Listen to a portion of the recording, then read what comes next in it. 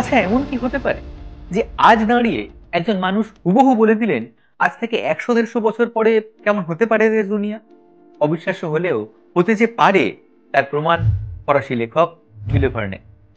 ১৮৬৩ সালে দাঁড়িয়েই science fiction Paris in the 20th সেঞ্চুরিতে জুলে ভার্নে মানুষ চোখে এঁকে ফেলেছিলেন ১০০ বছর বাদের প্যারিস শহরের ছবিটাকে। কিন্তু সেই বিদঘুটে কল্পকাহিনী তার প্রকাশক বন্ধু হেজেল ছাপাবার জন্য সাহস না পাওয়ায় হতাশ হয়ে ভার্নে সেই পাণ্ডুলিপিকে তালাবন্ধ করে তুলে রাখলেন নিজের সিন্ধুকে। ১২৬ বছর বাদে জুলে ভার্নের উত্তরপুরুষ জন ভার্নে সিন্ধুক খুললে বের হয় সেই পাণ্ডুলিপি।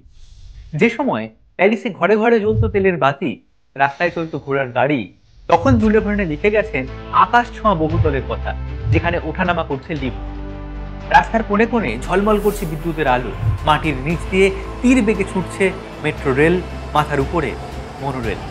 গাড়ি চলছে গ্যাসে, ড্রাইভারের হাতে স্টিয়ারিং, পায় এক্সিলারেটর। মানুষ হিসেব বিকাশ করছে ক্যালকুলেটরে। গোটা দুনিয়া আষ্টে পৃষ্ঠে বাঁধা এক নেটওয়ার্কে। আর প্যারিসের কেন্দ্রস্থলে রয়েছে এক গগনচুম্বী আলোকস্তম্ভ, ঠিক যেন আইফেল টাওয়ার। ভেবে দেখো তো, একজন লেখকের দূরদর্শিতা কত দূর পর্যন্ত নিখুঁত হতে পারে।